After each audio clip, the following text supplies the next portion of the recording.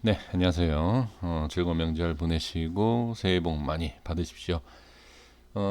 엑시스바이오 그동안에 분석을 하지 않았는데 조금 확인을 좀 해야 될 게 좀 있어서 지금 이렇게 좀 보도록 하겠습니다. 정말 간단하게 좀 말씀을 좀 드려보면 지금 위치는 상당히 좋아졌습니다. 이제 다만 이따가 뭐 차트를 보면서 말씀을 드리겠지만 지금 상승이 어디까지 이어지느냐 이것만 확인을 해 주시면 좋을 것 같습니다. 지금 수급은 외인 수급, 그다음에 기관에서도 계속 꾸준히 들어오는 것을 볼 수가 있습니다. 기관 쪽에서 들어오는 건 당연히 좋고요. 외인에서도 이렇게 들어오는 것도 물론 좋습니다. 그래서 수급상으로 본다라고 하면 괜찮고요. 시간 내에 조금 올라왔죠. 자, 말씀을 좀 드려보겠습니다. 한 일주일 정도 제가 영상을 올리지 않은 것 같은데 지금 흐름만 이렇게 좀 봐주시면 돼요. 지금 여기가 중요하다. 이 밑에 자 여기입니다. 이 색칠한 부분이었죠. 여기만 지키면 된다라고 말씀을 드렸고요. 이 자리를 지켜줬습니다. 계속 지켜주면서 흐름이 좀 바뀌었죠. 21선 이격이 있었던 상황, 5일선하고 이격을 좁히면서 돌파가 나왔죠. 그리고 5일선만 돌파가 나온 것이 아니라 지금 가격, 캔들 자체에도 돌파가 나와서 안착을 한 거를 볼 수가 있습니다. 지금 이런 위치에서 이렇게 좀 빠지고 나서 자 이렇게 빠졌죠. 이렇게 빠지고 나서 상승하는 과정 중에 이게 가장 이상적인 상승이다 보시면 돼요. 자, 그런데 제가 이제 처음에 말씀을 드렸던 내용이 뭐였죠? 네, 이 상승을 이어줘야 돼요. 이 상승을 이어주지 못하면 다시 저항받고 빠지는, 그리고 여기에서 이제는 어떻게 보면 이제 기술적인 내용보다는 조금 좋은 뭐 그냥 어떤 기사, 뉴스, 재료 이거 뭐 이렇게 나올 수도 있지만 그런 것보다는 어떤 판단이 아닌 갑자기 이렇게 수급이 들어와서 주가를 끌어올려주는 그런 모습을 좀 기대를 해야 된다라고 좀 봐야 됩니다. 다시 말씀드려보면 예상하는 대로 그림이 그려지고 상승한다라고 하면 이것보다 더 좋은 게 없죠. 그런데 이렇게 올라가다가 저항받고 빠지면 다시 밑에서 작업을 해서 올려야 돼요. 네, 그러한 모습이 나올 수 있다라는 거 그냥 미리 생각을 해주시고 지금은 또 이 앞에 저항만 돌파를 해주고 안착만 해준다라고 하면 상당히 좀 좋은 그림이 나올 수 있다. 이렇게 좀 말씀을 드릴게요. 그래서 지금은 정리하면 우에 뭐 너무 좋은 자리이기 때문에 우에 저항이 있을 뿐이지 지금은 지지와 여러 가지 조건으로 봤을 때는 상당히 좋은 위치에 있다. 이렇게 좀 말씀을 드리고 정리하도록 하겠습니다. 그러니까 너무 좋은 상황이고 뭐 고민될 만한 지금 내용이 없어요. 그렇기 때문에 더 길게 말씀드릴 게 없을 것 같습니다.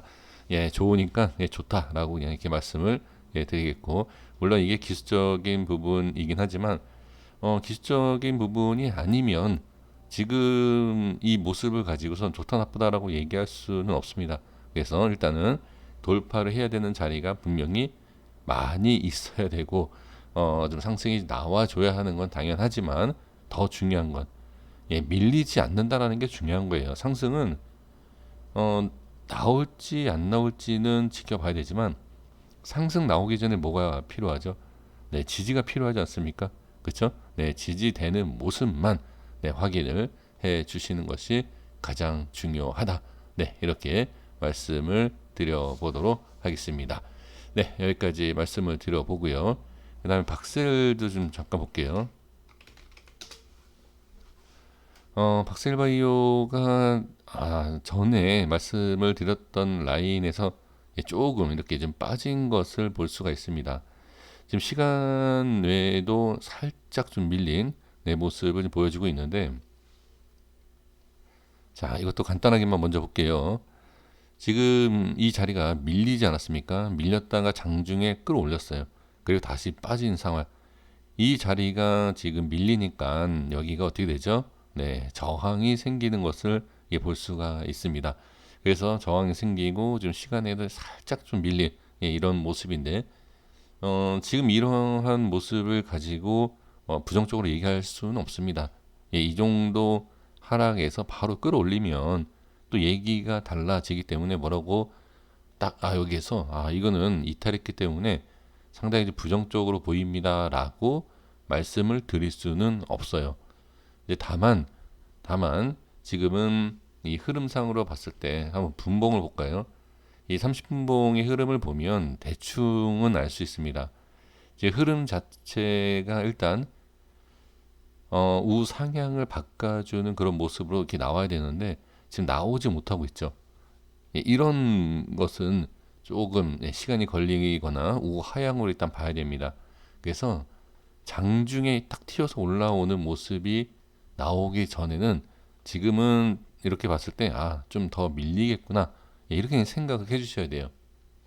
자, 그렇게 생각을 해주시고 다음에 좀 짧게 봐야 할 자리는 자, 여기에요. 이 음봉 하단 쪽인데 한 10만 원대 대략 10만 원대 정도 되어 보입니다.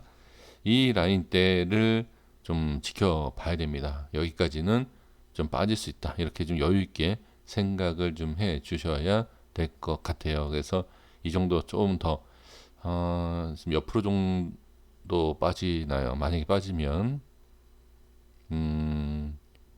생각보다 좀 많이 좀 밀리는데, 지금 한 10% 정도, 네, 지금 그 정도로 보이는데, 네, 잠시만요. 네, 한 10% 정도면 좀 많이 빠지는 거죠. 지금 상황에서는 일단은 이 정도는 보셔야 돼요. 이렇게 좀 보셔야 되고 아까 말씀드린 것처럼 이렇게 올리지 못한다, 올라오지 못한다라고 하면 여기는 좀 빠지는 구간으로 보시는 게 맞습니다. 그래서 분봉상에서도 보여지고 일봉상에서도 이렇게 좀 보여지는 상황이기 때문에 빨리 올라와 주는 이런 모습이 나와야 된다. 네, 이렇게까지만 말씀을 드려야 될 것 같습니다. 지금 주가의 흐름을 보면 반등은 나와요. 제가 봤을 때는 뭐 다 제가 봤을 때가 아니라 어느 누가 봐도 반등은 한 번 정도 나오죠.